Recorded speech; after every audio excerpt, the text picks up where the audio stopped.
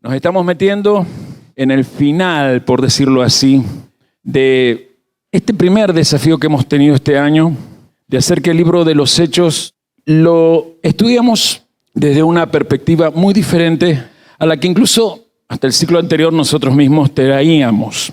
Confieso que yo mismo, cuando en el ciclo anterior se abrió el libro de los Hechos y empezamos a verlo, me sostenía al enseñar todavía en teologías o principios dogmáticos de interpretación errada, y a pesar de que, porque estuve escuchando lo que el año pasado enseñaba, muchas cosas sí o sí estaban contextualizadas al ambiente de Israel, a una forma de pensar propia de la cultura del judaísmo, que es la que tenía nuestro amado maestro, la que tenían y vivían todos los que eran sus apóstoles y todos los discípulos que estuvieron cuando él vivió, que lo vieron resucitar, los que se sumaron después de Pentecostés.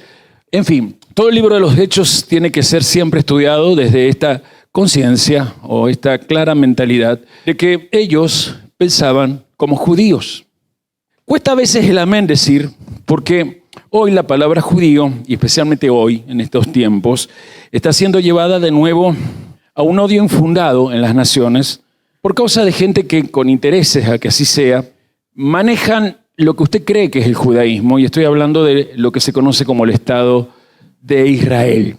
De otra manera lo expreso, pero sin embargo creo que voy a lo que necesito que entienda. La palabra judío en nuestros días, a causa del Estado de Israel, particularmente presidido por un tal Benjamín Netanyahu Mileikovsky, primo en segundo grado de un tal Javier Mileikovsky, que nos preside hoy, y si usted no lo ha visto puede ir a mi canal de David Nesher, ahora se llama El Aposento de David Nesher, y en ese aposento descubrir lo que estoy diciendo.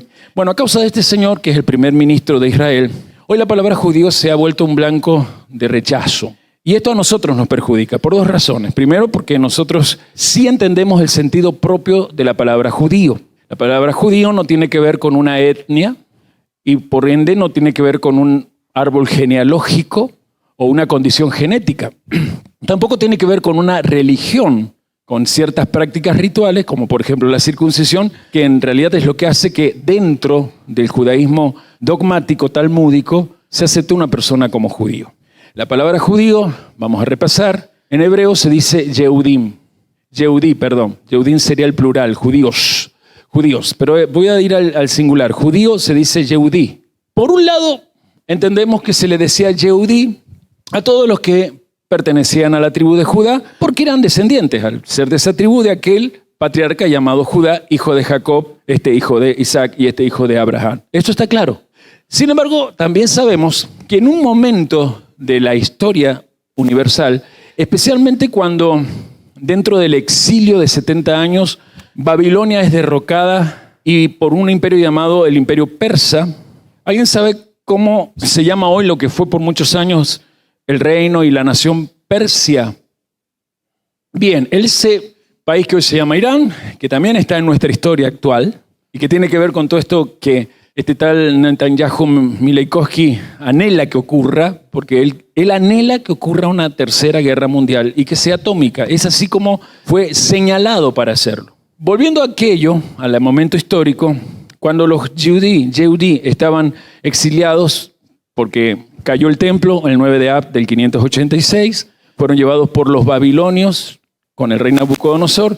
Sin embargo, muerto ya Nabucodonosor por causa de su nieto, el reino de Babilonia se va debilitando y aparece este nuevo imperio, el imperio persa, ubicado desde Irán, tomando todo el mundo que Babilonia había tomado y se extendió más allá de esos límites. Ahí es donde una parte de los judíos, gracias a Ciro, el rey persa, que hace un edicto, regresan a la tierra de Israel, al Eretz Israel. Pero no todos regresaron. Muchos se quedaron en la dispersión. Se quedaron en Irán o todos los países que pertenecían al imperio persa. Hasta ahí, ¿me explico en la historia, en el relato? Ok. Fue en ese momento cuando aparece, y esto está en el libro de Esther, la palabra Yehudí para aplicarla en una forma de burla, de sarcasmo a todos los que pertenecieran al pueblo de Israel. No importaba si eran de la tribu de Judá, lo que interesaba era con sarcasmo burlarse de todo el que fuera de Israel, señalándolo como los Yehudim, traducido al español, los judíos. ¿Qué significa Judá, por ejemplo, Yehuda? Alabanza, gratitud. Y cuando se aplicó el nombre Yehudí, ya no por pertenecer a la tribu de Judá, por lo tanto no estar conectado genealógicamente, ¿por qué digo que lo empezaron a aplicar en sarcasmo? Sí, Pastor Moisés, ahí le llevan micrófono y lo voy a explicar. Porque ellos eran adoradores en espíritu o al espíritu y las demás naciones tenían dioses representados con imágenes. Entonces les parecía absurdo tener un Dios que no pudiera ser representado. Y esa explicación es perfecta para lo que hoy vamos a leer. Necesito que lo escuchen muy bien. Yo repito lo que ya explicó. Toda la nación de Israel sabía que Dios era espíritu. No podía ser representado con imágenes. Estaba en los 10 mandamientos. Hablo para la gente que está en televisión, aleluya, en los streams. No podía hacerse imágenes, porque era espíritu, no tiene imagen, ¿sí? Sin embargo, el resto de las naciones no creían así. El resto de las naciones veían como algo muy ridículo adorar a un Dios que no se podía ver. Entonces, la palabra Yehudí significa adorador al espíritu, el que le da gracias a un espíritu. Era un sarcasmo. ¿Me explico? Entonces, cuando pasan los siglos, después de los persas vienen los griegos, ahí se manifiestan los macabeos defendiendo lo que desde esa burla se va a convertir en una cultura, es decir, una forma de pensar desde un culto. Cultura es un paquete de vida que se basa o se fundamenta en un culto. Y entonces el culto ya no es judaísmo simplemente por religión o por una situación tribal. No.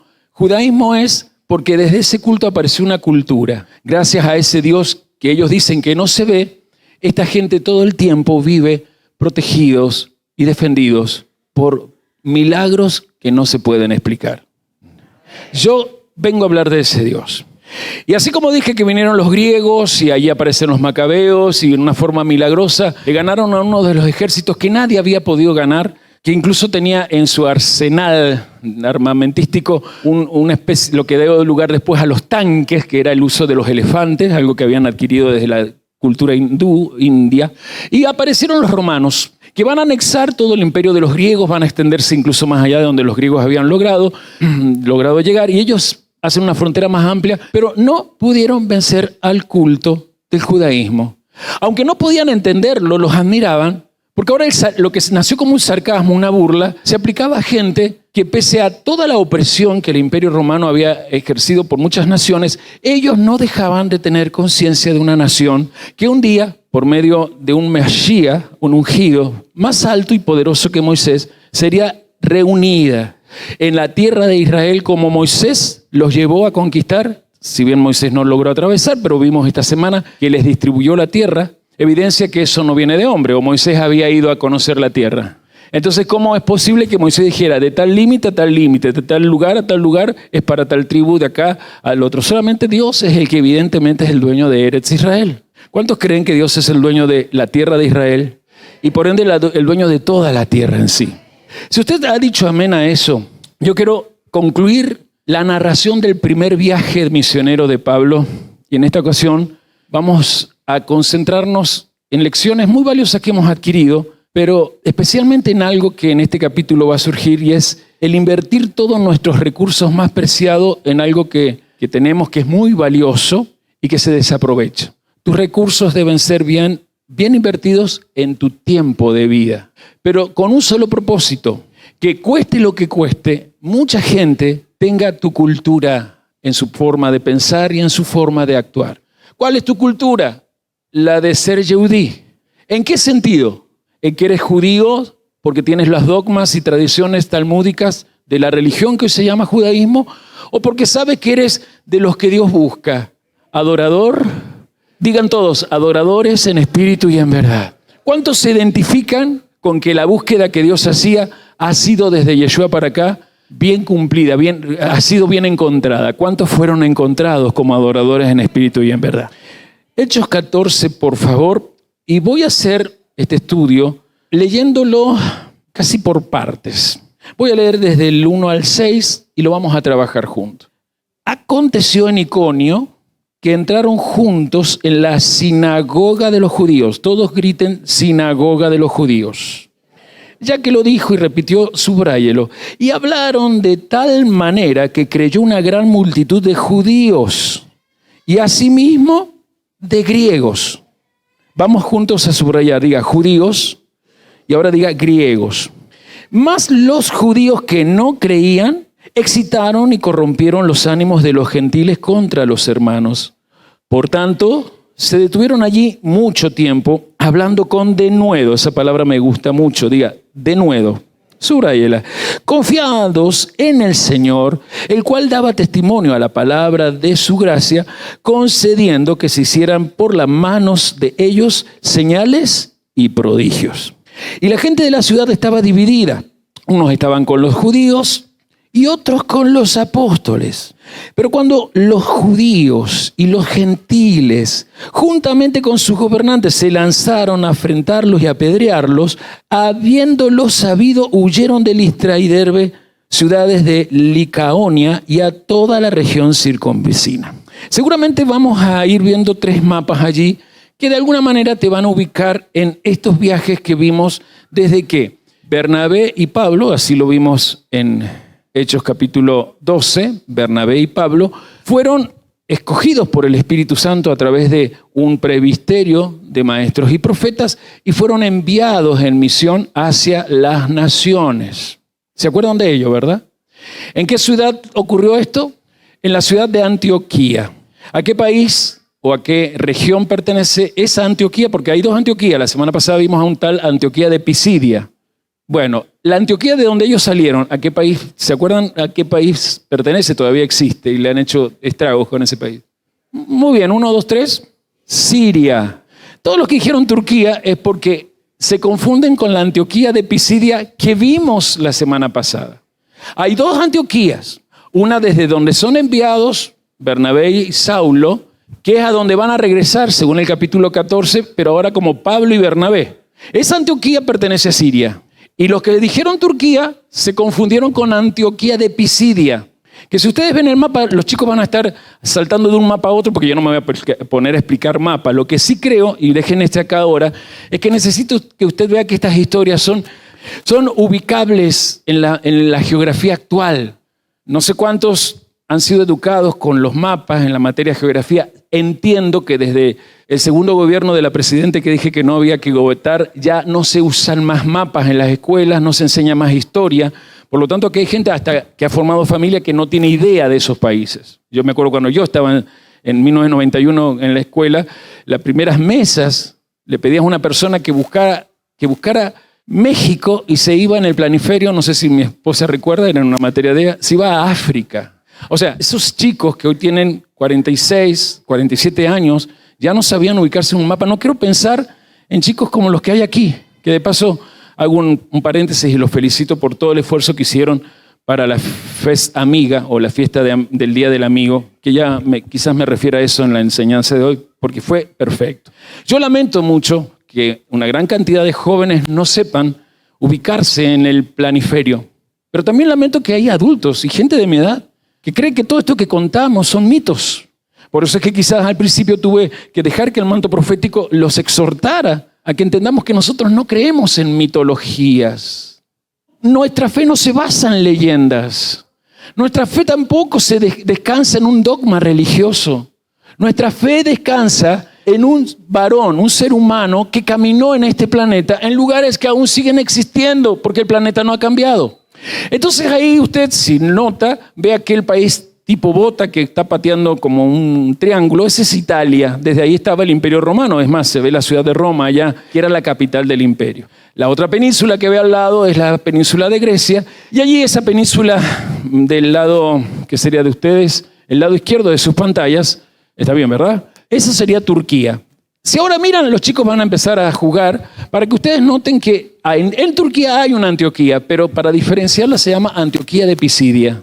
Y la otra Antioquía, de donde son enviados y a donde regresan, la van a ver en Siria. No sé si ustedes miren el mapa hasta que lo descubran. Leamos o hablemos y leamos. El valor del tiempo necesita ser redimido. Sin embargo, para eso es necesario que cambies tu manera de pensar cuando suena en tu mente la palabra tiempo desde alguien que en una oratoria como la mía sale y habla. Ya estamos acostumbrados, por esto de celebrar las lunas nuevas, que el tiempo es un factor de convención social e histórica. Es decir, si es por el tiempo solo existe porque el hombre se pone de acuerdo en medir su trabajo. El tiempo no existe si el ser humano no estuviera en la Tierra, porque ¿quién mediría su trabajo? Los chimpancés, los delfines, las gaviotas, las golondrinas que vuelan en verano. El tiempo es una convención humana necesaria porque desde que el hombre cayó, perdió su conciencia de eternidad. Y comenzó en este plano dimensional, llamado Tierra, a llevar una existencia que se llama vida humana, que sí o sí está marcada por un valor maravilloso que es el tiempo. Por eso es que el Eterno enseñó a que para que el tiempo sea redimido, tenemos que nosotros en nuestro estado de caída entender cómo eso que se mide debe ser manejado para que nosotros no seamos manipulados por los que se creen señores del tiempo. Desde Caín hasta el diluvio apareció una generación que a través de lo que se llama magia chamánica o chamanismo alquímico empezó a colocar la palabra tiempo. Por eso es que se lograba medir cuánto llegaban a vivir los hombres de ese tiempo, de aquella época, la prediluviana hablo.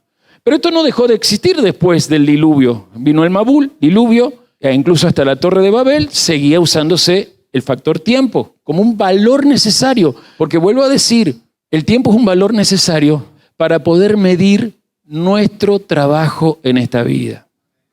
Lo que existe es el espacio.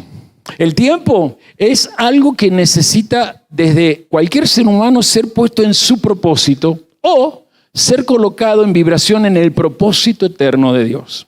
Y es aquí donde yo me meto en Hechos, capítulo 14, cuando desde que en Hechos 12 vimos que Bernabé y Saulo, así es como aparecen en ese orden nombrados, son enviados a estos espacios para acelerar el tiempo de la venida del Señor.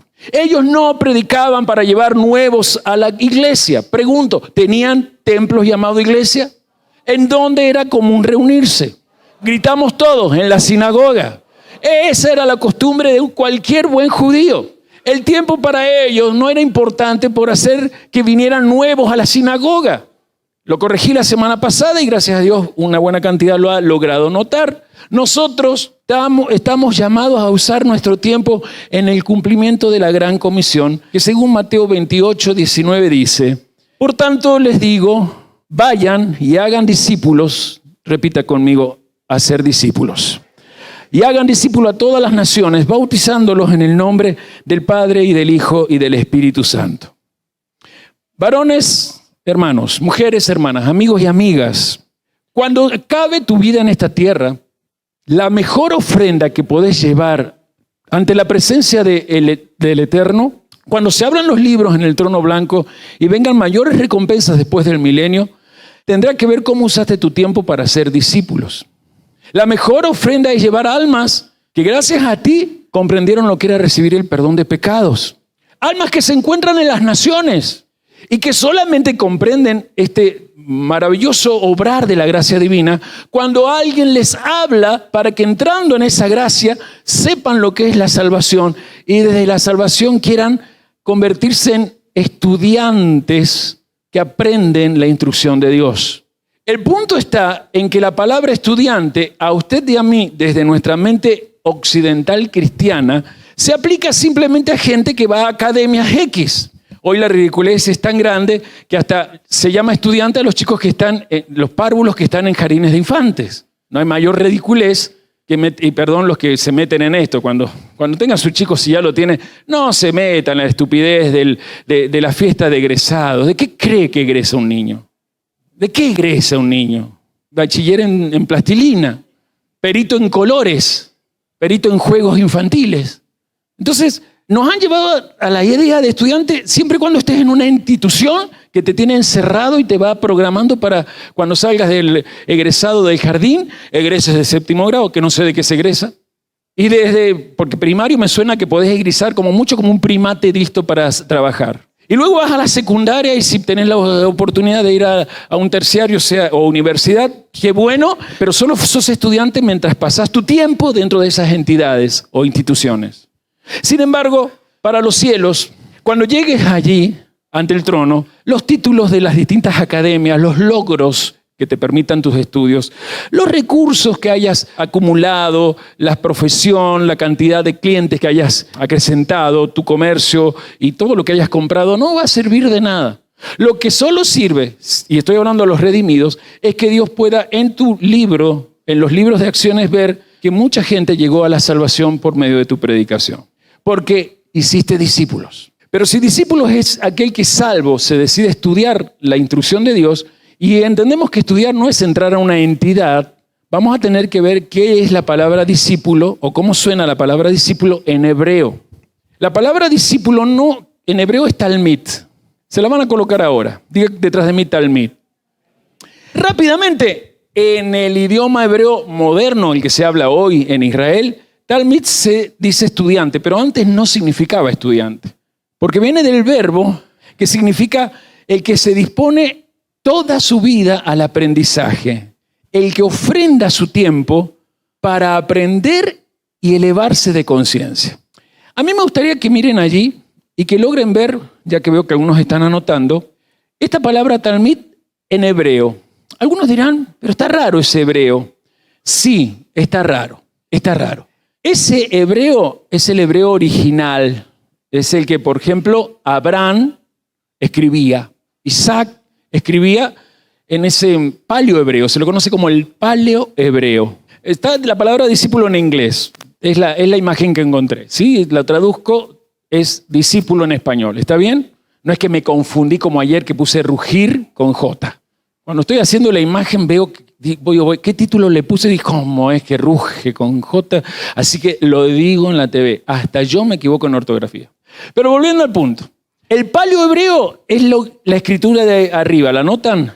Son símbolos que representan algún objeto del mundo cotidiano. No sé si me entienden. En Egipto se usaba algo parecido. ¿Qué se usaba para escribir? El jeroglífico, el método del jeroglífico. También usando símbolos. No, en todo lo que era lo semítico, o mejor dicho, lo que es descendiente de Abraham, por ejemplo, los madianitas. Porque, atención, semita es todo lo que descienda de Sem. ¿Me están escuchando? Entonces, los iraquíes son semitas, los árabes son semitas, los palestinos son semitas. Bueno, no sé si me explico.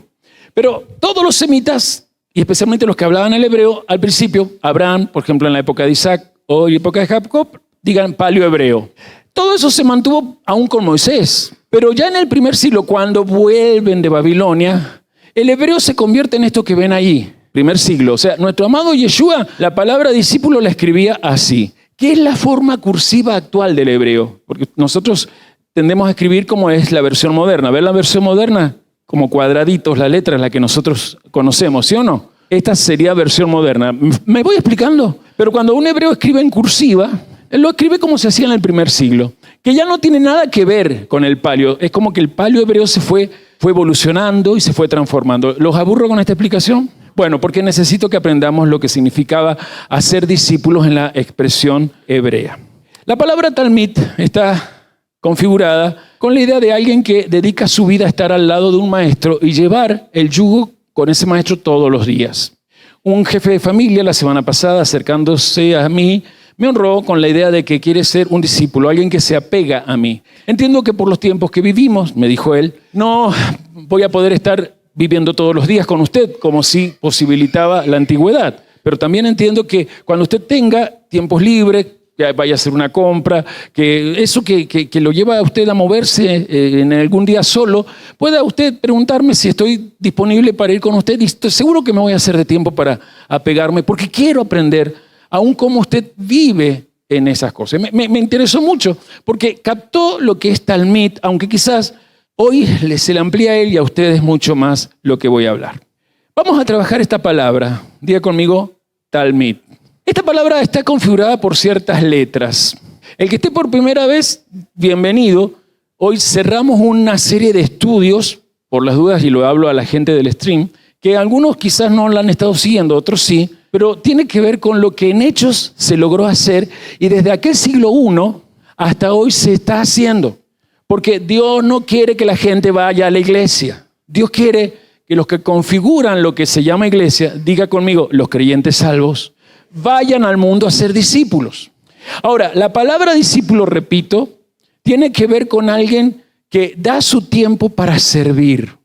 El que le dice a su maestro, desde hoy seré tu siervo. Por eso la palabra maestro en hebreo se dice rabí. Rabí significa el dueño que enseña, el dueño de mi alma, porque le entrego mi alma para aprender. A la señorita de la sala rosa, cuando tenía 5 años, ¿le entregaste tu alma para aprender? No, perdónenme las maestras jardineras que hay acá, pero el sistema las usa para que justamente la mamá y el papá se vayan a laburar y den más energía al sistema mismo. Jardín infante no es necesario. En mi época, que no era obligatorio, yo no lo hice. Todos mis compañeros lo habían hecho. Llegué a primer grado y todos mis compañeros se conocían de jardín. Me acuerdo mis primeros días solito en el patio ahí. Lo único que sufrí de no haber ido al jardín, que no tenía amiguitos. Los tuve que ir haciendo. Sin embargo, todo primer año y parte de segundo grado, todo primer grado y parte de segundo fue un aburrimiento, porque a los 4 años a la señora Luisa Peralta, mi madre, se le ocurrió pedirle a una vecina que se acababa de recibir de maestra si me podía enseñar a pintar. Y esta chica ensayó conmigo pintura, plastilina, y un día se le ocurrió enseñarme a hacer números. Otro día se le ocurrió enseñarme a hacer letra y le pidió permiso a mi mamá para enseñarme a leer, sumar, restar, y la tabla del 2 al menos me la aprendí a los 5 años. Así que imagínense, primer grado, segundo grado para mí era horrible. No hace falta creer en eso cuando alguien puede quizás entrar en un sistema distinto. Vuelvo a lo de nosotros. Ninguno de ustedes le entregó ni a las maestras o maestros de jardín, primaria y aún profesores de secundario su alma para ser personas. Entonces ustedes ya van viendo que Talmid, que se traduce hoy del hebreo al español como estudiante, no da la idea del estudiante común y corriente. ¿Me explico? Entonces el que dice, soy tu siervo, eres el dueño de mi alma, quiero que siembres en mi alma buena semilla, buena enseñanza. Y ahí es donde viene el desafío que quiero hacerles. Vamos a quedarnos con los de arriba, el palio hebreo, que va a dar origen a las letras de más abajo, las letras que se usan hoy en el idioma hebreo. ¿Se animan conmigo a hacer una aventura? Vamos a mirar las distintas letras. La primera letra se llama la letra Tap, diga Tap. La Tap representa a un madero que sella un pacto. Era normal que los pactos se sellaran con un símbolo de 2 maderos. Por eso es que este símbolo habla del sellamiento de un pacto. O sea, la primera letra de Talmid es la letra Tap. Ya sé por qué se demoraron los chicos. Les quiero mostrar, vuelvan a la anterior, cómo era si después me lo piden o lo ven después a la repetición, ahí van a tener, vean la repetición de esto, el alfabeto con la letra, como se pronuncia en nuestro idioma, Aleph, Bet, Gimel, etc. La pictografía o paleohebreo, ven, la Aleph parece un buey, la Bet parece una casita, ¿lo van siguiendo? Y de este lado lo mismo, la Lamet, que ya la voy a explicar, la Mem, también la explico ahora porque está en la palabra Talmid. ¿Cómo se pronuncia en español? La primera parte, cómo era el paleohebreo o la pictografía del paleohebreo y el significado. Con eso, como está tan chiquito el significado y están todas las letras, me voy a ir a las letras que me interesan. Ahora sí, chicos, y pido perdón, fui yo que me equivoqué. Letra Tap. ¿Cómo era que significaba? Madero que sella un pacto. También significa un acuerdo. O sea, eso hace recordar que un discípulo, cuando le decía a su maestro, me convierto hoy desde ahora en tu siervo, era un pacto sellado, un acuerdo. De ahí vas a entender cuando Eclesiastés capítulo 5, versos 5 y 6 dice, es mejor no hacer un voto que andar haciendo un voto y luego no cumplirlo. No dejes que tus palabras hagan que tu carne peque. No digas delante de Elohim, oh Dios, que fue por error. ¿Por qué darles razones a Elohim para estar furioso con lo que pronuncia tu voz y permitir que los ángeles destruyan la obra de tus manos? Hermanos, cuando usted pasa, ya lo explico enseguida, por la salvación, usted se entrega de alma y cuerpo a Yeshua. Y Él ha sellado el pacto para que usted también, reconociendo que ese pacto fue a favor suyo, quede pegado con Él en esa cruz. La siguiente letra, no sé si se van dejando que le hable el Señor. Cuando usted de verdad lo sirve, en verdad usted está haciendo, Señor, no pienso salirme del servicio tuyo. Ahora, vamos a la siguiente letra, Lamet. ¿Ven la forma que tiene? La forma de un cayado de pastor. La Lamet representaba el cayado que usaban los pastores en su ganado. Ahora, el cayado, para el ganado que tuviesen, especialmente el rebaño, obvio de ovejas, hay rebaños de cabra también. ¿Qué le representaba el rebaño cuando veía al pastor con el cayado? Todos decimos autoridad. Y esto es lo que quiero que entendamos. Cuando yo decido que alguien sea mi dueño, mi maestro, le estoy diciendo quiero que me pastorees, o sea, seas mi pastor, mi roe. Así como eres mi dueño de alma, necesito que me guíes como el pastor guía a las ovejas. Porque esa autoridad no es simplemente porque yo reconozco la autoridad, sino que Dios te la ha entregado a través de su bendito Espíritu Santo. Juan 2:17 dice, fue entonces cuando sus talmidín se recordaron después que estaba escrito de él en el Tanaj, para los nuevos en el Antiguo Pacto, que dice, el celo por tu casa me devora. Y esto es la autoridad, celo de que siempre se haga justicia ante los ojos de Yahvé. Un discípulo es alguien que acepta que su maestro, a quien le entrega su alma como dueño, le enseña a hacer justicia en la tierra. Ahora viene otra letra más, pónganla por favor. ¿Conocen esa letra? La letra Mem, nuestra M, si tenemos que buscar un equivalente en nuestro alfabeto, significa mar, olas de agua como océano. Ese es el símbolo, como las olas, ¿lo están notando bien?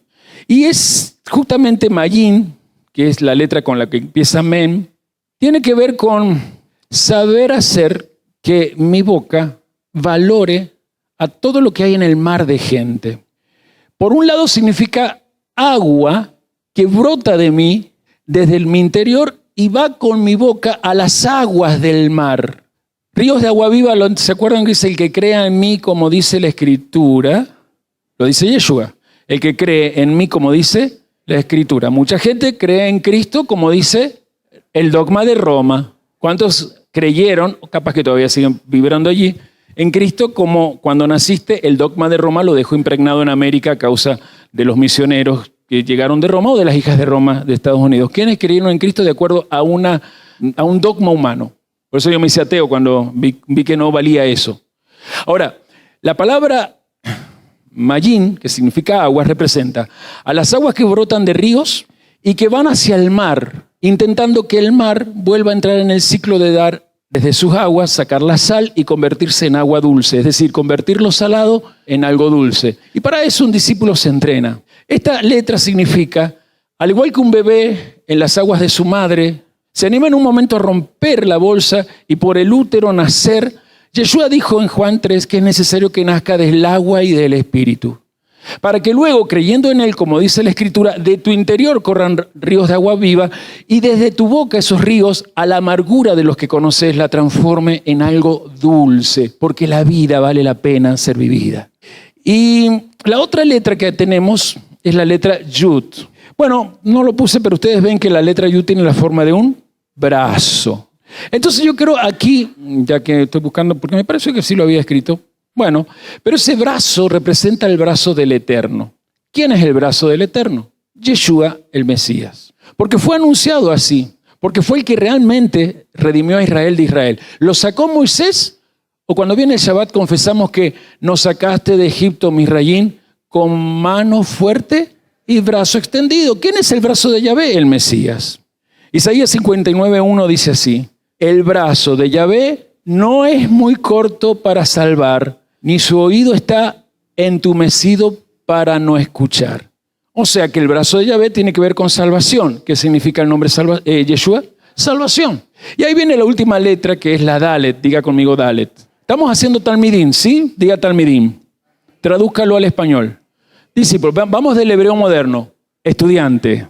Ahora sí vamos al hebreo desde siempre. Discípulo.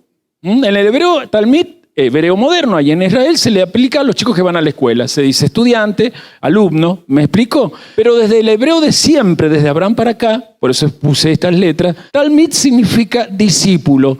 Alguien que se hace siervo de uno que lo va a pastorear.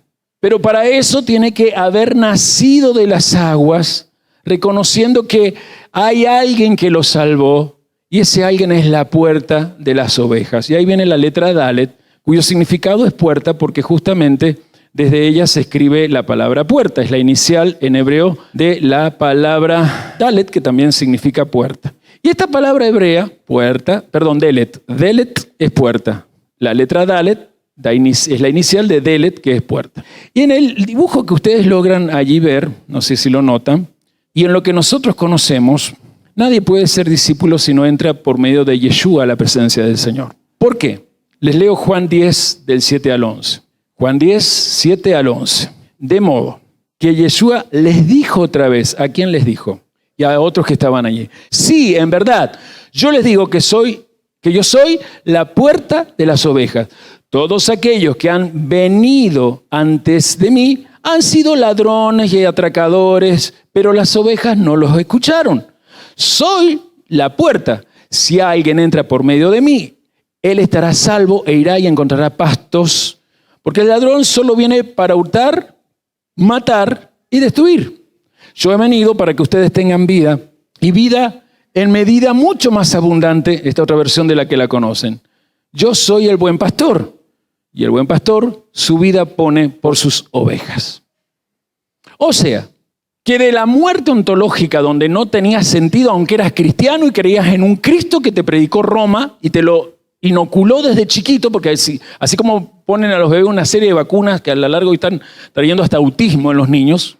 Pero volviendo a nuestro tema. Nuestro tema habla que no podemos seguir creyendo que hay que traer nuevos a la iglesia. Traje a mi primo, traje a mi hermano, traje a mi hermana, traje a mi mamá. ¿Y de qué vale que la traigas si después no vuelven más?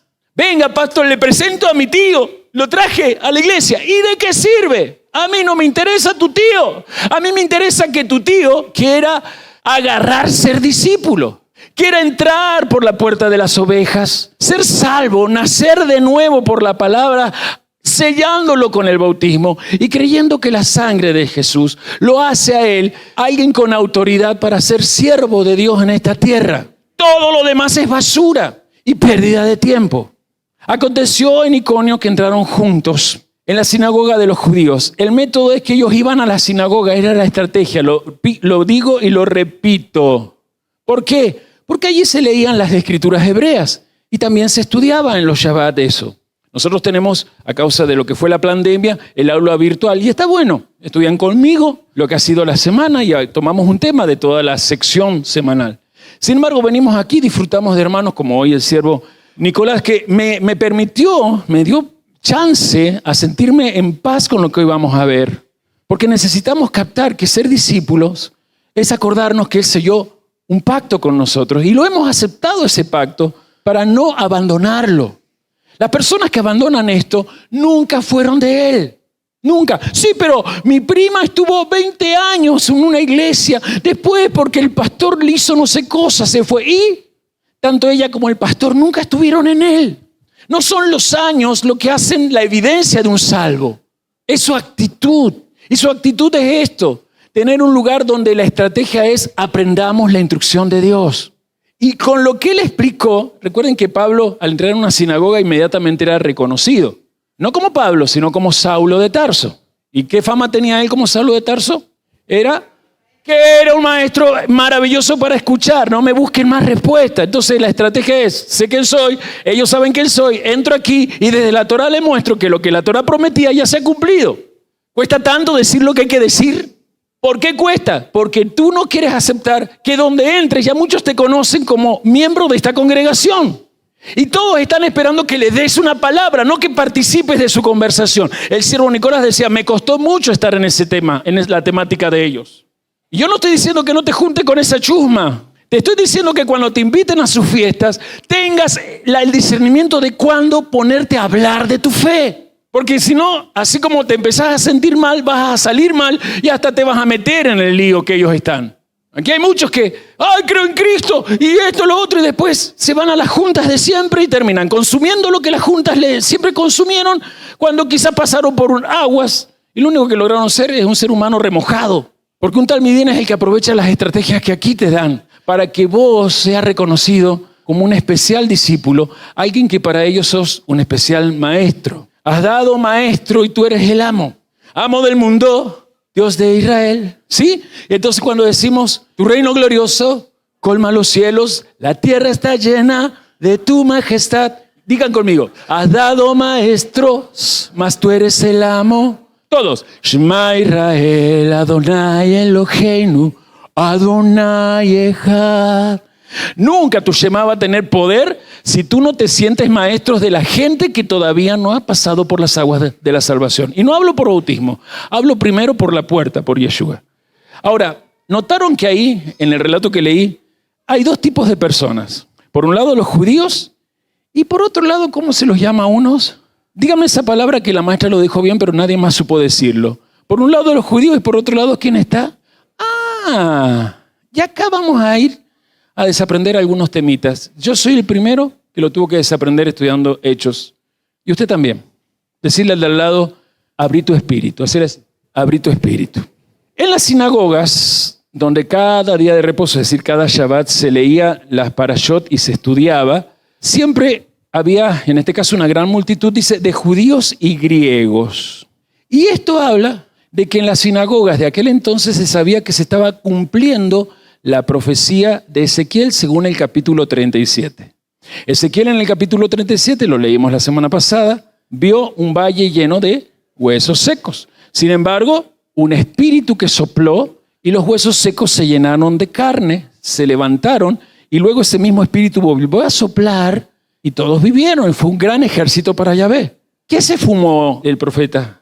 Nada. Se llenó más bien del espíritu de la profecía, el cual asegura que lo que Dios ha prometido, aunque tú y yo seamos tercos contra sus promesas, Él va a cumplir lo que promete, porque sus promesas las sella con pacto.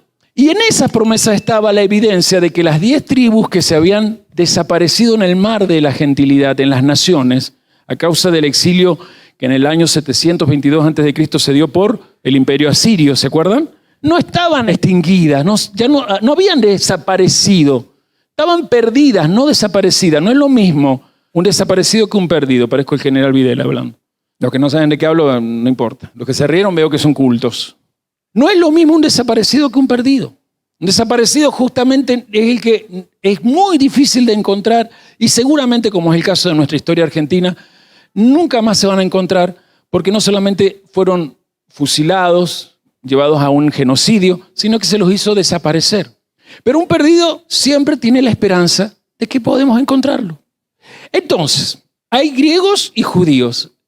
¿A quiénes le llamaban griegos en la sinagoga? En la época que Saulo o Pablo y Bernabé están ingresando. En aquel tiempo, en el contexto de todo el judaísmo que había en el Imperio Romano, ¿a quiénes le llamaban judíos y por qué también existía el término griego? Vamos a ver. Se le llamaba griegos a aquellos que, practicando el judaísmo, sabían que descendían de alguna de las tribus de Israel, pero no estaban convencidos de cuál, porque en el camino se habían perdido en medio de las costumbres paganas. ¿Cómo sabemos esto? ¿Cómo es que los judíos entendían que esos que se llamaban griegos eran descendientes de las 10 tribus? Porque algunos dicen, ese es un mito que están inventando los de las raíces hebreas. No, no es un mito. ¿Lo podemos ver en el Evangelio, sí o no? ¿Está haciendo bien lo que está aprendiendo? Juan 7, 33. Vamos a leer, la maestra va a leer hasta el 35. Repito, Juan 7, 33 al 35. ¿Qué vamos a buscar? A los griegos de aquel entonces, o a la gente que se llamaba griegos, ¿eran porque habían nacido en Grecia o era un calificativo más amplio, más global, que englobaba a otro tipo de gente? Veamos eso. Entonces Yeshua dijo, todavía un poco de tiempo estaré con vosotros e iré al que me envió. Me buscaréis y no me hallaréis, y a donde yo estaré, vosotros no podréis venir. Entonces los judíos dijeron entre sí, ¿a dónde se irá este que no le hallaremos? Se irá a los dispersos entre los griegos y enseñará a los griegos. Vuelva, así como lo leyó, perfecto. Vuelva a leer esa pregunta, las dos preguntas, perdón. Entonces los judíos dijeron entre sí. Perdón, cuando Juan habla de los judíos, ¿habla de los judíos o los líderes? Los líderes de los judíos que están allí en Jerusalén. Entonces los judíos dijeron entre sí, maestra. ¿A dónde se irá este que no le hallaremos? Se irá a los dispersos entre los griegos y enseñará a los griegos. Qué bien esa última pregunta y algunos ya captaron qué pensaban ellos. Se irá a los dispersos entre los griegos y enseñará a los griegos. La clave está en la palabra dispersos. La casa de Judá, los judíos, ¿a quiénes le llamaban los dispersos? Diga fuerte, a las 10 tribus perdidas de Israel. ¿Quién está hablando aquí? Yeshua. ¿Quiénes están escuchando? Los líderes de Israel. ¿Y entonces qué dicen estos judíos, estos líderes? Lo que entendían perfectamente. Allí entre los griegos hay 10 tribus perdidas y este ha venido a buscarlas. Se asimilaron con los paganos, pero así como ya están despertando, ya tenían como la visión, ya tenían los huesos, ya tenían carne, tendones, pero le faltaba espíritu. No me captan. O sea, ya muchos estaban yendo a las sinagogas, entonces se le llamaba griegos a aquellos que despertaban no estaban tan alejados del 722. Había solo 7 siglos, se podía seguir la genealogía o no. Más en culturas donde la genealogía era importante seguirla. Nosotros porque nos han programado desde la modernidad a no conocer nuestra genealogía. Y acá podemos haber primos en 3er grado y no lo sabemos. Volvamos a lo que vemos. ¿De dónde sacaron la información ellos que los judíos de las 10 tribus que se habían asimilado entre las naciones estaban volviendo? De un profeta que hemos estudiado acá, el profeta Oseas. Diga conmigo Osea. Más fuerte, dígalo fuerte, Osea. Ese profeta había anunciado a las 10 tribus de Israel que aunque no se arrepintieran, un día el Dios eterno los haría regresar a él. Por eso sigo en el Evangelio de Juan. ¿Me permiten Juan 12:20? Lo voy a leer yo. Juan 12:20. Aunque la maestra lee bien y hasta sabe dónde remarcar. Maestra, Juan 12:20, porque yo tengo otra versión acá. Juan 12:20. Había ciertos griegos entre los que habían subido a adorar en la fiesta. Siga, 21.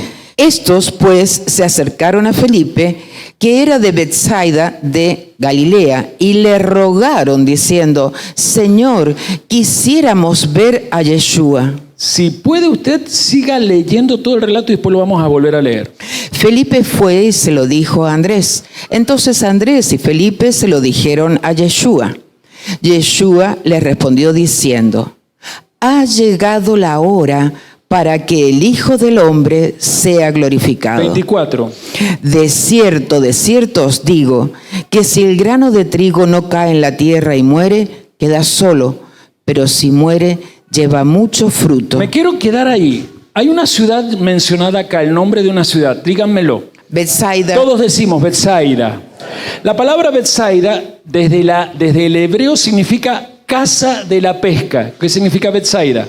Casa de la pesca. Está, según el diccionario Strong, está originándose de 2 palabras caldeas que dan origen a casa de pesca y o casa de la caza o casa de los cazadores. Y este lugar de lo que hoy sería la tierra de Israel, especialmente en la zona de Palestina, se llama Betsaida. Y no es por casualidad de que Felipe está aquí representando que se va a cumplir una profecía. Porque Felipe está atrayendo, griegos que estaban desde la dispersión. Ya sabemos que ellos son gente que se sabe de las 10 tribus. ¿Me explico eso? Sin embargo, quieren ver a Yeshua. Y Felipe sabe que Jeremías, porque Felipe es de Betsaida, entonces en Betsaida, que significa casa de la pesca, casa de los pescadores, casa del cazador o de la caza, casa de la caza, era donde más se trabajaba esta profecía. Es más, la ciudad se llamaba así por causa de esta profecía, dicen algunos. Jeremías 16 hasta el 18 se los leo yo o que les gusta que lea la maestra. Jeremías 16, del 16 al 18, les pido que cuando la maestra lea estén con el espíritu abierto a descubrir la palabra Betsaida, pero no como Betsaida. Recuerde que es cazador y o pescadores. Vamos. He aquí que yo envío muchos pescadores, dice Yahvé, y los pescarán, y después enviaré muchos cazadores, y los cazarán por todo monte y por todo collado, y por las cavernas de los peñascos. Porque mis ojos están sobre todos sus caminos, los cuales no se me ocultaron, ni su maldad se esconde de la presencia de mis ojos.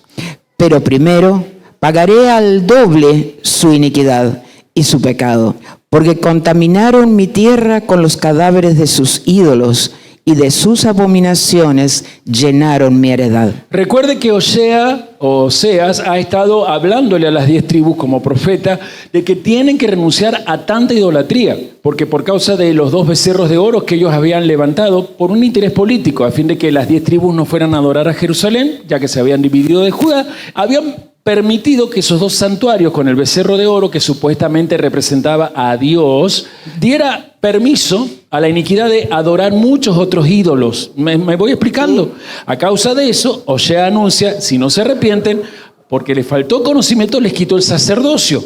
¿Y qué significaba eso? Que el pueblo iba a ser exiliado. ¿Lo exiliaron? Sí. 10 tribus se perdieron entre las naciones. Sin embargo, en la época de Yeshua, se sabía que muchos de ellos estaban volviendo en sinagogas externas a Israel, sabiéndose ellos descendientes de alguna de las 10 tribus perdidas. Ahora, Felipe es de Betsaida, y en Betsaida se sabía que esta profecía se hablaba de que de Betsaida saldría mínimo un pescador que llamaría a muchos a ser cazadores de esos hermanos, es decir, las 10 tribus perdidas. Felipe sabía que en ese momento que está llevando a los griegos, que no son de Grecia, es un calificativo muy amplio que engloba especialmente a las 10 tribus perdidas que están regresando al Señor. Felipe sabe que está actuando como pescador y le interesa que esta profecía, que en su pueblo lo han trabajado, porque Betsaida significa de donde saldrán los cazadores o casa de los cazadores, de los pescadores, se cumpla en él y junto a él Andrés, y con Andrés seguramente el resto de los 10 apóstoles que vieron esta escena. Me vuelvo a Juan 12, le pedí que no lo cerrara y les leo. Entonces le rogaron diciendo, Señor, quisiéramos ver a Yeshua. Versículo 22.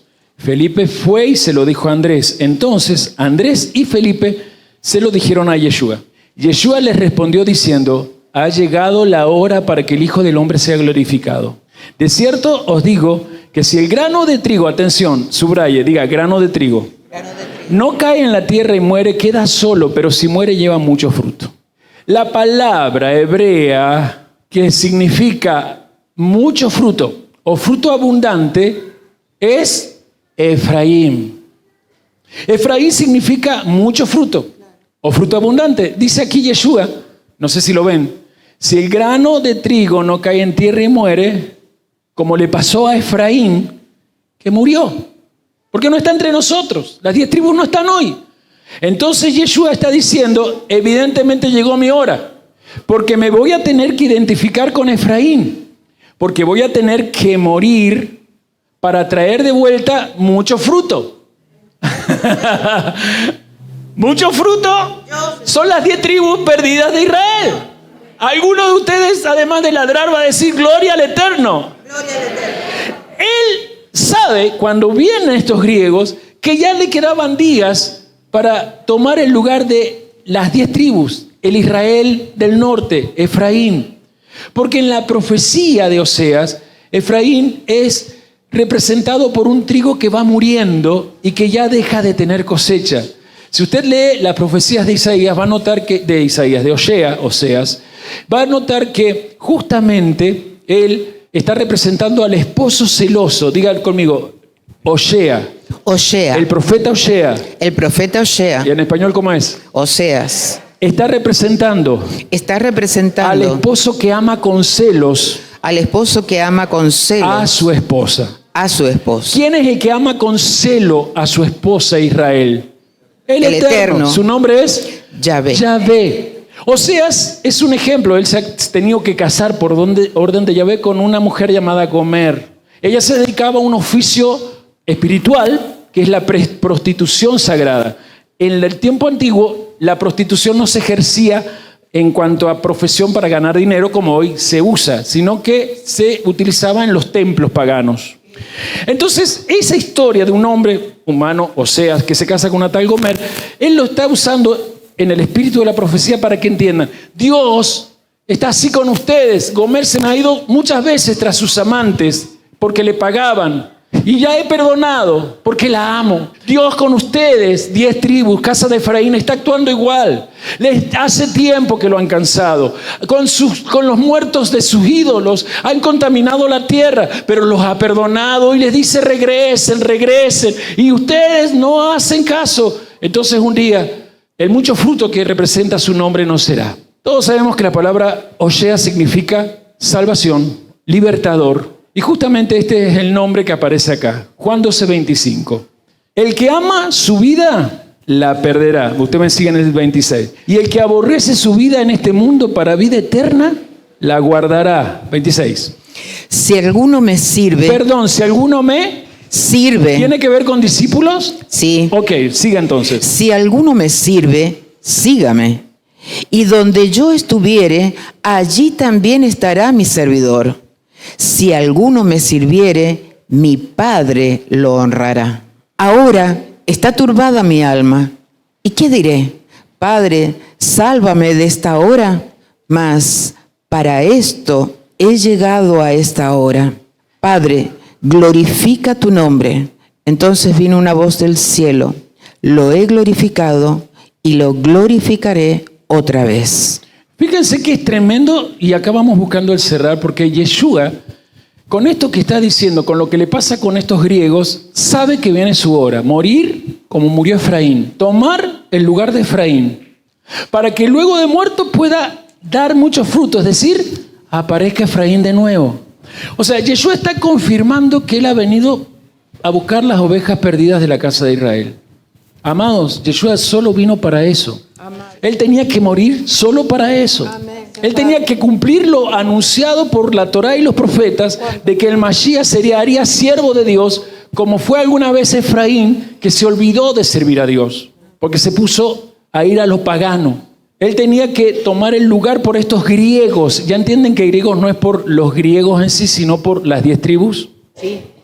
Esta gente estaba en impureza por causa de se habían mezclado con los pueblos paganos. Y hemos leído que Dios dice que para poder volver a tomarlos, lo dice allí, tenían que ser limpiados de su estado de impureza.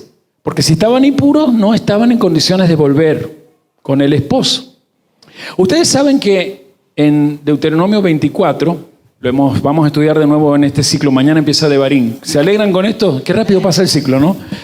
Hemos estudiado ya en el capítulo 24 de Deuteronomio algo, escuchen por favor. Se establece allí que si un esposo le da carta de divorcio o de repudio a su esposa y ella se va y se casa con otro, después el que le dio la carta de repudio, ese esposo, no la puede volver a tomar. ¿Se acuerdan de eso? Sí. Nosotros conocimos a un amigo que tuvimos, Juan también lo conoció, un abogado en Lima, Perú, y él, por los errores que enseña el dogmatismo evangélico, estando en el mundo, se divorció por distintas razones de su esposa. Las razones siempre tienen que ver con adulterios de ambas partes. Sin embargo, estando en el Señor, sintió que tenía que buscar a su esposa y volverse a casar con ella. Bueno, cuando nosotros lo conocimos, era un desastre el matrimonio. Porque por algo Yahvé sabe más que nosotros. No, porque Cristo me perdonó, me donó. No, Yahvé sabe más que tú y que yo. Entonces, volvamos al mandamiento. ¿Lo entienden? Supongamos, yo le doy carta de repudio a mi esposa. Mi esposa ya está libre para casarse con otro. Pero en el camino yo quiero volver con mi esposa. Entonces, ¿mi esposa se divorciaría del otro y vendría conmigo? No, porque para Dios eso es impureza y la impureza te trae a la larga muerte. ¿Me aguantan un poco más de locura?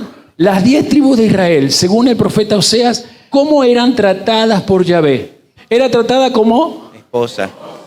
Las 10 tribus perdidas, Israel, la casa de Efraín era tratada en la profecía como esposa. La esposa. Sin embargo, los profetas dicen que Dios le dio carta de repudio a Israel. Lo dice Isaías, lo dice Oseas. ¿Qué le dio? Carta de repudio. O sea que, sí, Oseas. Si quería la esposa que estaba divorciada de Yahvé, o sea, el reino de Israel, volver a Yahvé, no podía. No. Porque ya él le había dado carta de repudio. Y es abominable. Lo único que podía pasar era que la divorciada enviudara. Porque si el esposo muere, lo dice Pablo, y esta es la explicación de Pablo en creo que Romanos 10, cuando el esposo muere, la mujer viuda queda libre para casarse.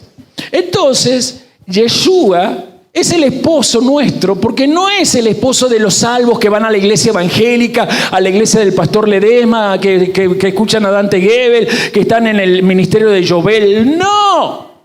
Yeshua es el esposo de las 10 tribus perdidas. Amén. De griegos. Y tiene que morir. Tiene que morir. Amén. Para que entonces Efraín pueda volver a Yahvé. Cuando muere, ya hay ¿Divorcio o hay viudez? Hay viudez. Entonces Efraín tiene derecho a casarse de nuevo. Amén. Ya no se casa con Yahvé. No. Se va porque él ha tomado el lugar de Efraín y está representando al esposo que es Yahvé. Ahora se va a casar con Yahvé hecho Mesías. Amén. Por eso es que Yeshua es también divino. Entonces vemos aquí, hermanos, para buscar este final, bien claro, por lo que dice Deuteronomio 24 y lo que estábamos explicando, que era imposible que Dios pudiera volver a tomar a estos griegos porque estaban en estado de impureza. Y estando en ese estado de impureza, ya no era posible volver a Dios a menos de que ese esposo muriera. Porque si el esposo moría, entonces la esposa ya no era considerada una divorciada, sino que era considerada una viuda. Y una vez que estaba viuda, podía ser recogida con abundantes misericordias, según lo dice Isaías capítulo 64. O sea que aquí en Iconio se está cumpliendo, por medio de la predicación de Pablo y Bernabé, el por qué y para qué el Señor Yeshua había muerto y había sido ya levantado con un nombre que sobre todo nombre. El apóstol Pablo con Bernabé desde Antioquía, la que está en Siria, sabían que ese primer viaje misionero se encargaba de hacer que los griegos que estaban en las sinagogas no fueran simplemente gente como en Ezequiel 37, es decir, huesos con carne, tendones, órganos, sino que tuvieran vida. Amén. Y esto es lo que vemos. El apóstol Pablo con el apóstol Bernabé saben que esos griegos pertenecen a las 10 tribus dispersas. Por eso dice que creyó una gran multitud. ¿Qué creyó? Una gran multitud. Pero dice el versículo 2, más los judíos que no creían, de nuevo vuelvo a Hechos 14:2, más los judíos que no creían excitaron y corrompieron los ánimos de los gentiles, no de los griegos, de los que habitan en la ciudad y no eran nada, contra los hermanos. Por tanto, se detuvieron allí mucho tiempo, hablando con denuedo, confiados en el Señor, el cual daba testimonio a la palabra de su gracia, concediendo que se hiciesen por las manos de ellos señales y prodigios. El denuedo habla del valor de no temer lo que se opone contra tu deseo de hacer discípulos. Amén. Ellos estaban entendiendo que el mensaje de salvación no es llevar gente a la iglesia para tener una iglesia llena de gente. Es hacer discípulos. Porque los que aceptan ser discípulos son los que la agarran y nunca más abandonan el camino. Y fíjense que el versículo 4 dice que la ciudad quedó dividida. Unos estaban con los judíos, es decir, los de esa sinagoga, y otros estaban con los apostólicos, porque cuando dice los apóstoles incluye a ellos dos y la gente que había creído lo que ellos enseñaban. Y actualmente no cambia eso. El mundo se está dividiendo. El Señor Yeshua lo dijo. Él no venía a traer paz, venía a traer división. Él dijo, no crean que vine a traer paz. He venido a poner espada, la palabra de Dios. Por eso la palabra, justamente de Pablo y Bernabé, está separando de quiénes son verdaderamente los talmidín, los que van a servir a Dios, los que son de Efraín, los que desean llevar mucho fruto. Pero cuando los judíos y los gentiles, juntamente con sus gobernantes, se lanzaron a afrentarlos y a apedrearlos, atención con eso del apedreo, y habiendo sabido, Pablo y Bernabé huyeron a Listra y Derbe, ciudades de Licaonia, y a toda la región circunvecina. Me interesa hablar acá porque tenemos que aprender a ser sensibles a la voz de Dios y darnos cuenta cuando nuestra vida está en peligro por causa de nuestra fe. Sabemos que hemos decidido, muchos, al menos yo, hasta la muerte dar mi vida por el Señor. Pero tengo que discernir cuando no es mi tiempo de morir. Pablo sabía cuándo era su tiempo y así es que se dejó arrestar y le cortaron, según la historia, la cabeza, ¿verdad? Pero aquí vemos que él sabe que todavía no es su tiempo, es su primer viaje. Y está demostrando de que el Señor Yeshua murió no por el mundo entero, sino porque en el mundo entero y hasta el último de la tierra había descendientes de las 10 tribus de Israel. Aquí hay uno. Y en esta ocasión yo quiero que pidamos ser sensibles a Dios, como fueron los apóstoles, porque si bien yo sé que estamos dispuestos a dar la vida, tenemos que saber movernos en la vida de ciudad en ciudad, de acuerdo a como Él nos enseña. El 7 dice, y allí predicaron el evangelio. Recuerden que vimos la semana pasada el capítulo 13, donde fueron expulsados de Antioquía de Pisidia, eso está en Turquía. Pero ahora están predicando y en Listra y Derbe predican y no hay nada que pueda detener la buena noticia que ellos traen en el evangelio. Y ellos hablan de este mensaje Y es más, dice el 8, y cierto hombre en Listra que estaba sentado, imposibilitado de los pies, cojo de nacimiento, que jamás había caminado, cuando yo hablar, el cual fijando en él sus ojos y viendo que tenía fe, Pablo fijó sus ojos en este hombre y vio que tenía fe para ser sanado, dijo a gran voz, levántate derecho sobre tus pies, y él inmediatamente saltó y anduvo. Un principio que tenemos que ejercer cuando estés compartiendo, mira con los ojos de Dios a las personas. Sé sensible a cómo esa persona está recepcionando tu mensaje. Aprende a mirar las miradas. Aprende a mirar a las personas. Aprende a discernir cuando la persona quiere lo que le estás diciendo. Vuelvo a decir algo que es importante. Me pasa a mí todo el tiempo, mi mensaje lo oyen muchos, pero lo escuchan pocos.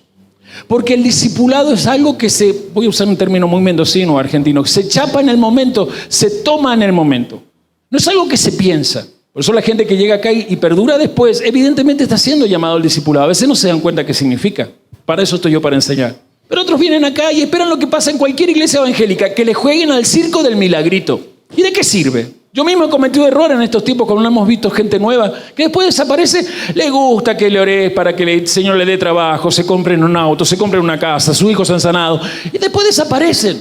Pero también lo he visto por años. Nada más que en los años que lo hice y lo vi, no tenía este conocimiento que hoy a mí me está reteniendo solo a bendecir con imposición de manos a aquellos que son discípulos.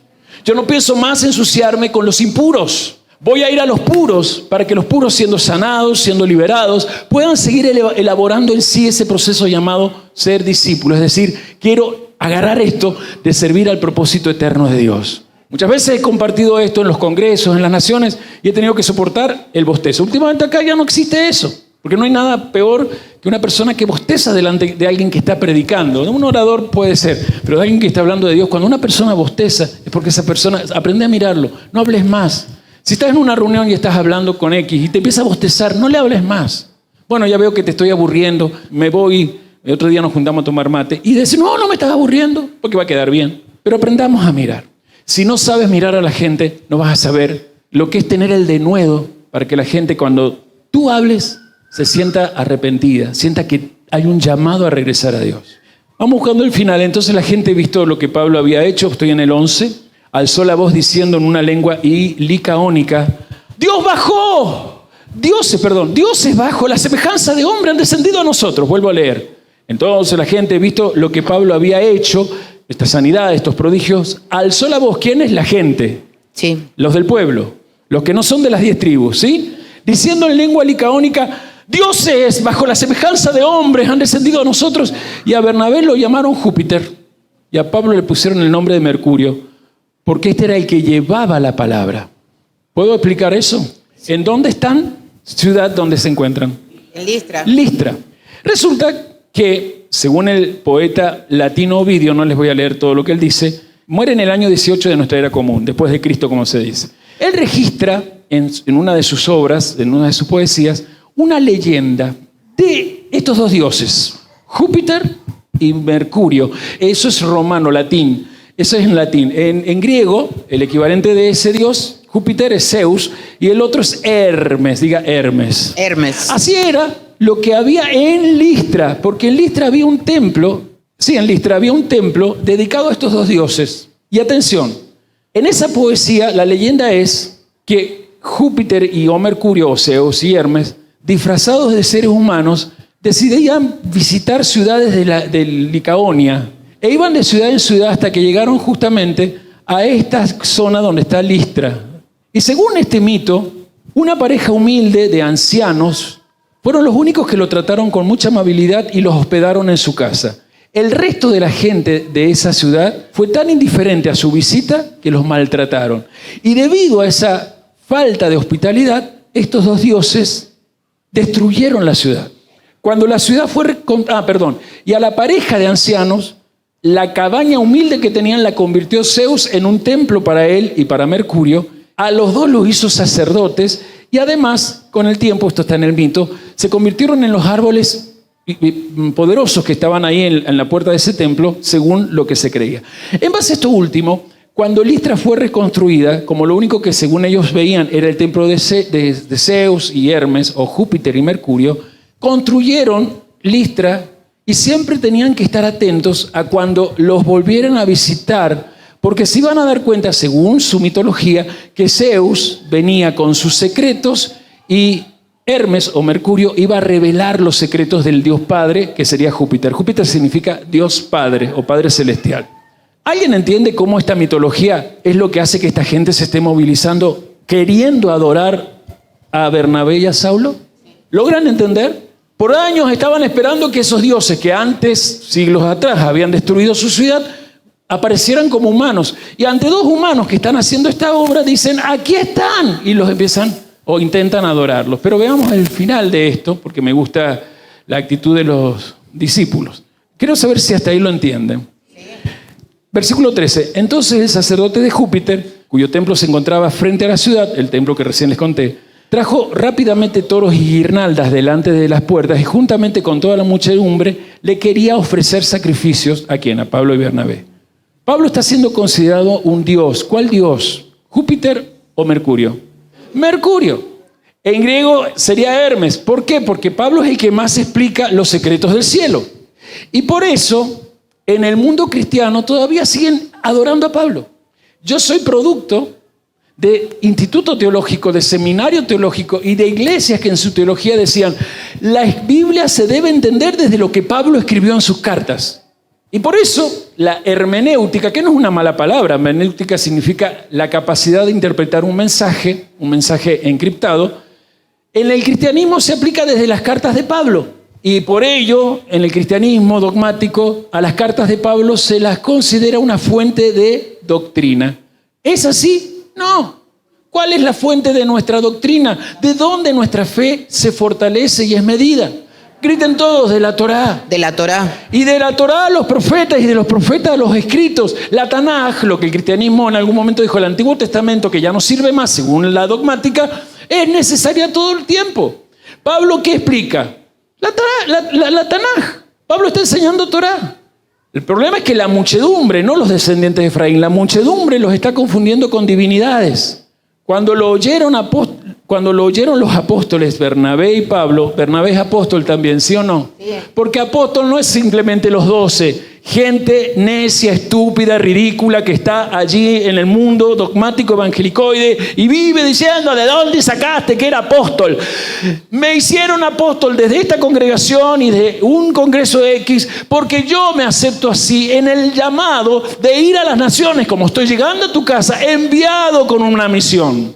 Que haya 12 apóstoles, son los 12. ¿Por qué son los 12 y los otros apóstoles, entre ellos Pablo y Bernabé, no están ahí? Porque estos 12 tienen un llamado, o tienen la evidencia simbólica de que Yeshua vino a restaurar las 12 tribus que configuran la nación de Israel. Si no hay 12 tribus, no existe Israel. Por eso los sionistas saben eso. ¿La llaman Israel a la nación o la llaman Estado de Israel? No es por tontera, es porque saben que si le llegan a poner el nombre de Israel, les viene juicio divino más fuerte. Ellos reaccionan allí y dicen, varones, ¿por qué hacen esto? Versículo 15, nosotros también somos seres humanos, hombres semejantes a ustedes, que les anunciamos que de estas vanidades deben convertirse al Dios viviente, que es el que hizo la tierra y el mar y todo lo que en ellos hay. Mira el 16 y el 17. En las edades pasadas, Él ha dejado a todas las gentes andar en sus propios caminos, es decir, el resto de las naciones. 17. Si bien no se dejó a sí mismo sin testimonio, porque tenía Israel, la Torá, los profetas, haciendo bien, dándonos lluvia del cielo y tiempos fructíferos, llenándonos de sustento y de alegría nuestros corazones. Un mensaje maravilloso en donde Pablo dice, si hay algo grande que tenemos nosotros, es que Dios nos respalda con su gracia, para que ustedes, conociendo su gracia, se sientan respaldados y aceptan su salvación. Allá no le está hablando a los griegos, le está hablando a la muchedumbre, porque también el evangelio es para las demás naciones. Y el evangelio significa que cuando las demás naciones aceptan la salvación de Yeshua, a Yeshua lo aceptan como un rabeinu, su dueño y maestro. Y aceptarlo es hacerse talmidín. Y un talmidín es que, como el maestro y dueño vivió, entendió, estudió, vivió, encarnó la Torah, así yo quiero entenderla, vivirla y encarnarla con el mismo espíritu que él tenía. Amén. Por eso las 7 leyes noajidas es una mentira del talmudismo judío. Amén. Nosotros tenemos derecho a los 10 mandamientos. La Torá es para toda alma humana que quiera tener conciencia de Israel. Amén. Y por haber representado mal a Dios, dice Pablo, el furor o la ira de Dios estuvo siempre con aquellos que hicieron la iniquidad de hacer las cosas a su manera. Recuerden que hasta Moisés, haciendo las cosas a su manera, no heredó la tierra prometida. ¿Se acuerdan? Sí. Tenía que hablarle a la roca, ¿y qué hizo? La golpeó. Repitió el rito de hacía 40 años, la golpeó. 18, diciendo estas cosas, difícilmente lograron impedir que la multitud les ofreciera sacrificios. Qué espanto, ¿no? No hay peor sordo que el que no quiere oír. O peor ciego que el que no quiere ver. Entonces vinieron unos judíos de Antioquía. ¿De dónde venían? De Antioquía. No de Pisidia, sino de la ciudad donde ellos salieron, ¿verdad? Sí. Y de Iconio, que persuadieron a la multitud, y habiendo apedreado a Pablo, le arrastraron fuera de la ciudad, pensando que estaba muerto. Y ahí es donde Pablo, porque el pastor Moisés hoy lo dijo, por eso lo voy a decir, es donde se cuenta que posiblemente, y por eso después escribe en 2 Corintios esto, fue, como estaba muerto, fue arrebatado a la zona del tercer cielo. 2 Corintios 12:2 dice, conozco a un hombre en Cristo que hace ya 14 años, justamente la carta de Corintios se escribe 14 años después de este hecho. Hace ya 14 años, si en el cuerpo no lo sé, claro, lo habían apedreado. Si fuera del cuerpo, menos, no lo sé. Es Dios el que lo sabe. Ese hombre fue arrebatado hasta el tercer cielo. ¿Hasta dónde? Tercer cielo. Versículo 3, 2 Corintios 12:3. Y conozco a tal hombre. Claro que lo conoce, ¿o no? Sí. Si en el cuerpo, fuera del cuerpo, no lo sé, Dios lo sabe. Que fue arrebatado al paraíso, o sea, la zona del Gan Edén, donde oyó palabras inefables que todavía no les he dado a ese hombre lograr expresar. ¡Wow! No sé todo lo que él dijo, todo lo que vio, pero esto no es solo para Pablo, todo para aquel que, como dice más adelante, y lo leía el pastor Moisés hoy, bástate mi gracia, porque mi poder se perfecciona en tu debilidad. Amén. Por causa de esto parece ser que vino un aguijón, ahí lo cuenta. Por causa de esto tengo un aguijón en la carne para no envanecerme. Y ahí empiezan las discusiones. ¿Qué pasó después que lo apedrearon? Algunos creen que quedó con un problema de cojera o de algo parecido, un problema en la espalda. Otros creen, y es muy posible que esos golpes al ser apedreado en la cabeza tocaran sus ojos y tenía un problema de miopía. En la carta a Gálatas o a Timoteo es donde dice, Timoteo, mira con cuán grandes letras te estoy escribiendo, como que tenía que escribir, por eso él a veces tenía un secretario, porque él cuando escribía tenía que escribir con letras grandes a fin de poder él mismo ver lo que escribía. No sabemos bien cuál es el aguijón, pero todo era para que no te agrandes, aprende a esperar los tiempos para hablar lo que vas aprendiendo. Entonces en este final vemos que los discípulos, dice el versículo 20, lo rodearon, él se levantó y entró en la ciudad, y al día siguiente salió con Bernabé para Derbe. Y después de anunciar el evangelio en aquella ciudad, Derbe, y hacer muchos discípulos, ¿qué hicieron? Discípulos. ¿Qué hicieron? De nuevo, tercera vez, ¿qué hicieron? Discípulos. Cuarta vez, ¿qué hicieron? Discípulos. ¿Qué tenemos que hacer? Discípulos. Y después de anunciar el evangelio a aquella ciudad y de hacer muchos discípulos, volvieron a Listra, o sea, hicieron una supervisión, a Iconio, y ahí regresaron a Antioquía. Y en esto consiste el evangelio, hermanos. En que una vez que una persona ha aceptado el evangelio, los animen a entrar en el discipulado. El 22 dice, confirmando los ánimos de los discípulos, exhortándole a que se mantuvieran firmes y permanecieran en la fe, y les decían, es necesario que a través de muchas tribulaciones entremos en el reino de Dios. ¿Se parece eso al mensaje de las iglesias dogmáticas que usted conoce por allí? No. Hoy no da dinero predicar que es necesario pasar por tribulaciones para entrar en el reino de Dios. A mí me da esperanza, no en el dinero, sino en lo que cuando llegue allí se me va a pedir cuentas. ¿Cuántos discípulos hiciste para que hoy también aquí, en el Gan Edén, tercer cielo, participen de los secretos que Pablo escuchó? No sé a quién de ustedes les interesa, pero ya estás siendo preparado por esta alma que pedagógicamente se da en el servicio de hacer que te despiertes y siempre te animes a elevarte, particularmente cuando estés en momentos de tribulación. Porque cuando más buscas de Él en el mundo, viene la aflicción del materialismo idolátrico. El dogmatismo de las iglesias progresistas de estos tiempos hacen creer que la gente tiene que ir a la iglesia para recibir un milagro. Eso ya lo ha hecho Roma desde hace muchos siglos y así ha tenido por años y siglos, ¿vale? A millones esclavizados en su forma de pensar. Pero cuando entras en el discipulado, cambia tu manera de pensar. Inmediatamente comienza a cambiar tu manera de vivir. Porque caminar en santidad es no darse por vencido ante lo que desde afuera me está aconteciendo. Los momentos más hermosos que recuerda un creyente como yo, como tú, es cuando has salido de tu tribulación en victoria. Amén. Es donde más aprendiste. Amén. ¿Qué aprendiste cuando nació tu hijo? No sé, yo nada. ¿Qué aprendiste cuando el taller te dio no sé cuántos ingresos en el mes? No sé, estoy convencido que nada. Pero cuando el taller parece que se tiene que cerrar, cuando los clientes no aceptan el presupuesto para eso y ahí tú empezás a doblar rodillas. Y no hay nada mejor que el ser humano que aprende a crecer en la vida desde sus rodillas. Hoy aquí cerramos en el capítulo 14, lo que cuando en el próximo ciclo lleguemos a Hechos vamos a empezar desde el capítulo 14, 15 y hasta terminar. Esta semana vamos a empezar Mateo. Sin embargo, estoy yo convencido que los evangelios hoy no son libros para leer, sino que son tomos que confirman que la buena noticia que te llegó a ti te dio salvación en Yeshua, pero una comisión, te comisionó a que lo que tenés por gracia, salvación, se convierta maduramente en un siervo para su gloria. Porque un discípulo es el que termina aceptando que la gloria del maestro también la va a recibir si se dispone simplemente a servir.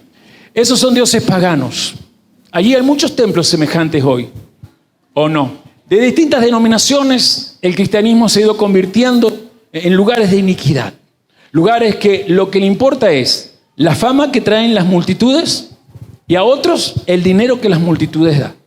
Como dice Pablo en Filipenses 1, no voy a hacer un juicio de valor condenatorio en eso, primero porque no soy quien para condenar, y segundo porque dice, algunos lo predican por vanidad, por interés de dinero, lo importante es que Cristo se predique. Amén, yo digo eso. Pero para mí es más importante que muchos que están ahí y están queriendo salir porque saben que hay algo más que simplemente sentarse en una iglesia, lleguen a los pies de cada uno de los que está aquí presente y de los que están allí viendo esta transmisión.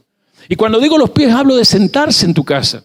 En la casa del pastor Moisés, y especialmente en el grupo UBA que lideraba su esposa, Natalia, hoy tenemos 3 grupos de discípulos. Ella y ellos que estaban allí entendieron el secreto. Allí se sentó alguna vez Mayra y empezó a traer gente que quiere discipulado y ahora pronto quizás se sienten en su casa y un día desde allí salgan otras casas, porque la idea es que las casas de Mendoza se llenen de gente que a ti diga, gracias a ese maestro, mi casa hoy es un centro de capacitación. Hoy es el día aceptable de salvación. Esta mesa refresca nuestra memoria. ¿Has aceptado ser discípulo? ¿Tu gran vocación? ¿Se acuerdan eso? Lo vamos a repasar en Mateo. Si alguno quiere venir en pos de mí, ese toma su cruz, es otro tema. Vengan a mí todos los que están trabajados y cargados. Mateo 11, 28 al 32. Vengan a mí todos los que están trabajados y cargados y yo los haré descansar. Tomen mi yugo, es decir, dejen que yo sea su maestro sobre ustedes. Porque mi yugo... Y aprendan de mí que son manso y humilde de corazón, porque mi yugo es fácil y ligera es mi carga. Desde mi corazón lamento cuando hay gente que busca cosas más complicadas. De aquí se fueron gente así, que buscó lo complicado simplemente para que la carne esté bien. Gente muy cercana a mi corazón disfruta no tener que estar perdiendo el tiempo en esta mesa, literal, porque pueden con el amor de su vida ir a los espectáculos de arte donde ellos pueden entrar, sea gratis o pagando. Qué bueno. Y cuando no entres porque tu memoria no cumplía con la mesa del Señor. Pero guardamos Shabbat y hacemos cábala Shabbat. ¿Dónde está lo malo? No hay nada malo, pero tampoco hay nada seguro en eso. Porque aquí nunca encontré que hay que hacer cábala Shabbat. Lo que sí hay que hacer es que nuestra memoria, cada primer día de la semana, se acuerde que Él tomó el lugar de Efraín para que vos lleves mucho fruto. Porque estás llamado a ser Efraín. Todo lo que hagas te tiene que salir bien. Quiero cerrar aquí a ustedes que están en el stream agradeciéndoles porque siempre se bancan esto. Pero hoy que es el cierre del libro, no sé si les bendijo haber cerrado Bamidbar con el desafío de que tu pasado no te siga persiguiendo. Que las basuritas del pasado ya no estén presentes en tu mente. En tu mente solo tiene que haber un solo habitante, tu proyecto en Dios. Cualquier proyecto personal que tengas para Dios le va a ser válido, siempre y cuando lo hagas como Pedro, pongas la barca a disposición de su enseñanza. No puedes seguir pasando a alguien por tu negocio, sea tu taller, sea tu comercio, sin que tu boca le hable del evangelio. Hay que aumentar más esa proclamación, porque si algo te ha caracterizado desde tu taller, que siempre a alguien le hablas, pero vas a tener que aumentar más tu manto evangelístico, porque entonces tu taller será asombroso. Y lo que le hablo a él, se lo hablo a cualquiera que tenga taller de lo que sea, comercio de lo que sea, profesión de lo que sea. Que todo lo que Dios te esté dando en lo material sea un carro para que su nombre sea conocido y se unifique del cielo al corazón de las personas que se van a hacer discípulos desde tu boca, su nombre, para que nada del mundo del otro lado de la luz pueda afectar a esas personas. Pero hace falta querer llevar la cruz cada día. Morir al ego no existe, pero crucificar el ego sí. Por mucho tiempo yo prediqué la muerte al ego. En realidad la muerte al ego es la crucifixión del ego. El ego no se puede morir, porque a la larga es la identificación que tiene mi personalidad hacia afuera.